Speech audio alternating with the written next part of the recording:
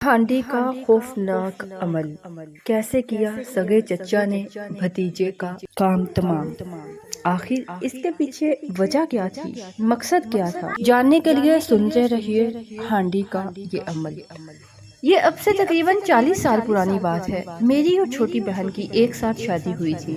سب بہت خوش تھے، لیکن شادی کے تھوڑے ہی عرصہ بعد میرا بہنوئی بیمار رہنے لگا۔ بہت جگہ دکھایا، مختلف ٹیسٹ بھی ہوئے، جھاڑ پھونک بھی کروائی، لیکن اس کا مرض تھا ختم ہونے کی بجائے بڑھتا جا رہا تھا۔ نہ جانے کون سا مرض تھا کہ ڈاکٹروں کی سمجھ میں نہیں آ رہا تھا۔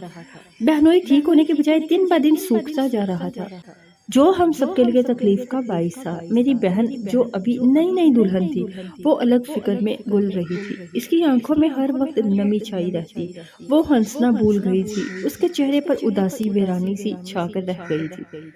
ہم سب اس کو سمجھاتے، تسلی دیتے، لیکن وہ رو دیتی تھی، جس سے ہم سب اذیت میں مبتلا تھے۔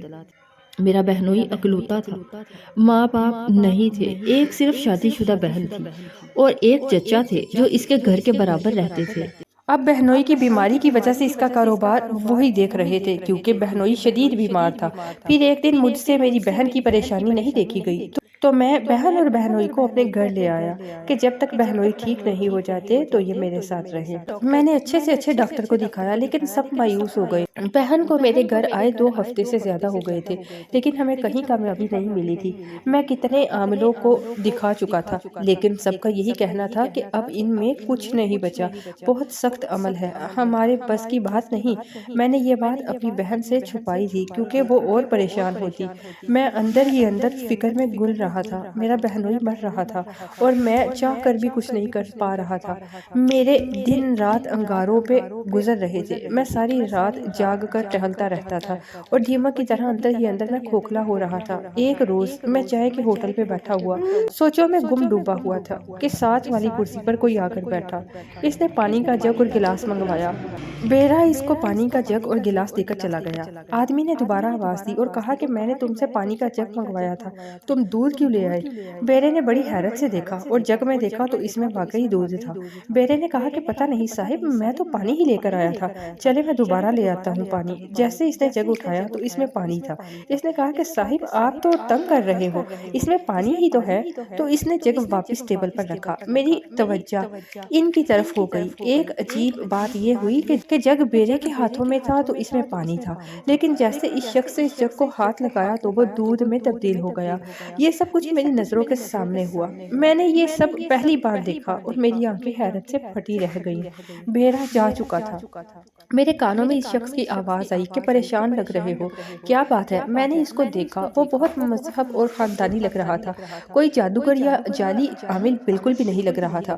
داڑھی تھی، شلوار قمیض پہنی ہوئی تھی۔ میں چپ رہا تو مجھے بولا کہ تم مجھ پر بھروسہ کر سکتے ہو، اپنی پریشانی بتاؤ، ہو سکتا ہے میں کچھ کام آ سکوں۔ تو میں نے سوچا چلو ایک تجربہ اور سہی، شاید یہ میرے کام آ سکے۔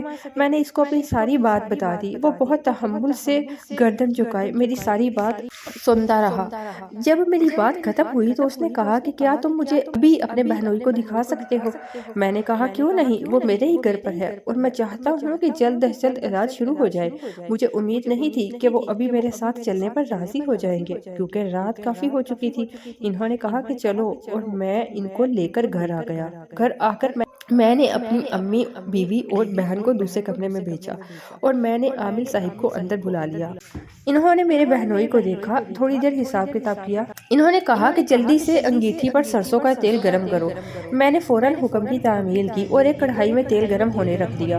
جب تیل کھولنے لگا تو عامل صاحب نے تازہ وضو کیا اور کچھ پڑھتے ہوئے اپنا گیلا پیر اس کھولتے ہوئے تیل میں ڈال دیا۔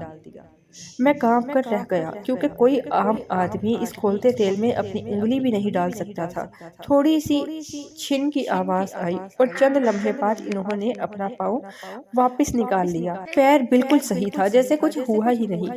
پیر صاف کر کے انہوں نے مجھے کہا کہ دیکھو تمہارے بہنوئی پر کالا جادو کروایا گیا ہے جس کی مدت اب ختم ہونے والی ہے، یعنی تمہارے بہنوئی کے پاس اب وقت نہیں ہے۔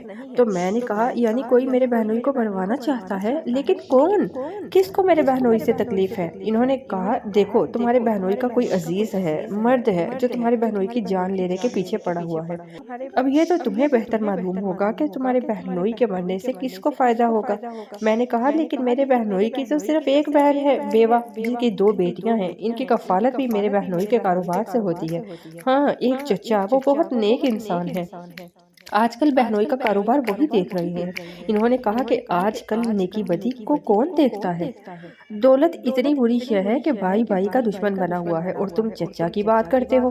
تم نے بتایا کہ تمہارا بہنوئی اکلوتا ہے، یعنی اپنے چچا کا اکلوتا بھتیجا ہے، یعنی ان کے بھائی کی جائیداد کا وارث ہے، تو پھر وہ کیوں چاہیں گے کہ یہ زندہ رہے اور جائیداد پر عیش کرے؟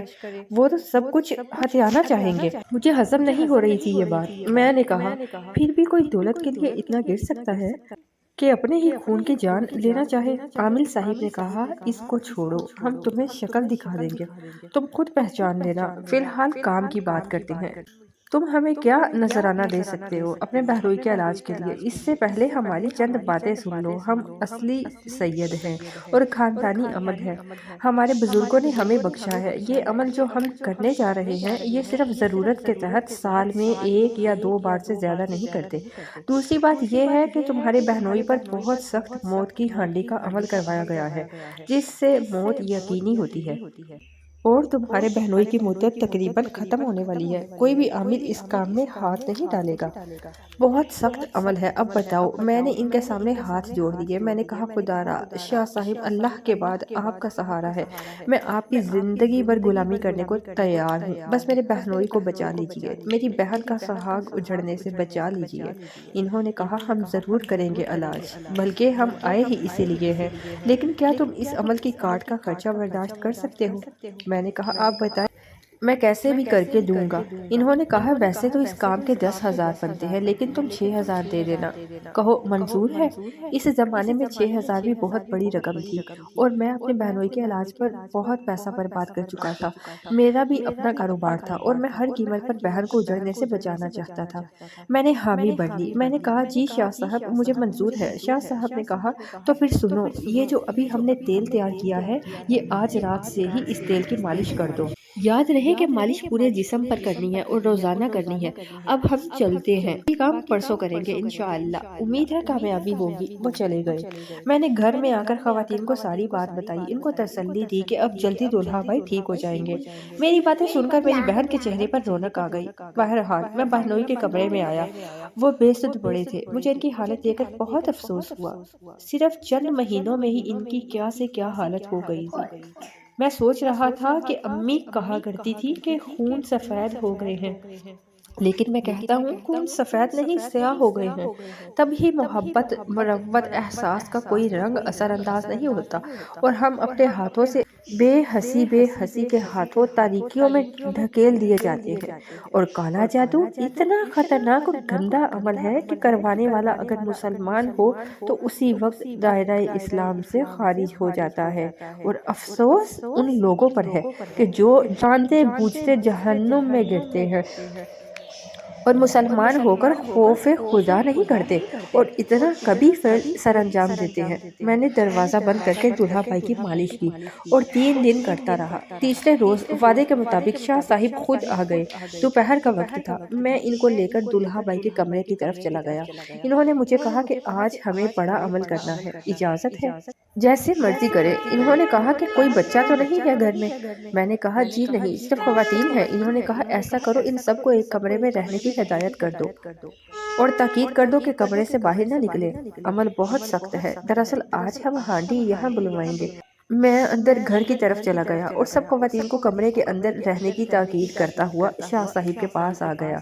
میں جب کمرے میں آیا تو دولہا بھائی کمرے میں کھڑے تھے اور شاہ صاحب کچھ پڑھتے ہوئے ان کا حصار کر رہے تھے۔ دولہا بھائی میں نہ جانے کیسے کھڑے ہونے کی طاقت آ گئی تھی، شاید یہ اس تیل کا کمال تھا جو مالش کرنے کے لیے دیا گیا تھا۔ اور میں نے بلا ناغہ 3 دن تک اس تیل کی مالش کی تھی۔ اس لیے دولہا بھائی بڑی ہمت سے دیوار سے لگے کھڑے تھے۔ شاہ صاحب نے دولہا بھائی کو کہا، بیٹا تمہیں کسی بھی صورت میں اس ہزار سے باہر نہیں نکلنا، ورنہ سارا عمل الٹا پڑ جائے گا۔ یہیں کھڑے رہو عمل ختم ہونے تک۔ تو انہوں نے جی کہہ کر سر جھکا دیا۔ اس کے بعد شاہ صاحب نے میرا بھی حصار کیا اور پھر دائرہ بنا کر حصار کر کے خود بھی بیٹھ گئے، عمل شروع کر دیا۔ تھوڑی ہی دیر گزری تھی کہ کمرے میں موجود روشن دان میں زبردست گڑگڑاہٹ ہونے لگی۔ میں نے چونک کر روشن دان کی طرف دیکھا تو وہاں ہانڈی پھنسی ہوئی تھی۔ ہانڈی کو آتا دیکھ کر شاہ صاحب کے عمل میں تیزی آ گئی اور وہ بلند آواز میں کچھ پڑھنے لگے۔ جیسے جیسے شاہ صاحب کی آواز بلند ہو رہی تھی، ہانڈی کی گڑگڑاہٹ بڑھتی جا رہی تھی، لیکن وہ نیچے نہیں آ رہی تھی۔ پھر شاہ صاحب نے اس کو قسم دی، تجھے حضرت سلمان کی قسم ہے، نیچے آ۔ جیسے ہی یہ الفاظ دہرائے، ہانڈی زوردار گڑگڑاہٹ کے ساتھ کمرے میں اتری۔ تھوڑی سی چکرانے کے بعد زوردار دھمکے سے زمین پر گر کر پھٹ گئی۔ اس کے گرنے کی آواز اتنی شدید تھی کہ جیسے بم پھٹا ہو۔ ہم نے اپنے کان بند کر لیے۔ دوسرے کمرے میں موجود خواتین کے دل بھی دہل گئے ہوں گے۔ ہانڈی پھٹی تو اس کے اندر موجود سارا سامان بکھر گیا، نہ جانے کیا کیا چیزیں تھیں۔ قابل ذکر چیز ایک پتلا تھا جس پر دولہا بھائی کا نام لکھا ہوا تھا۔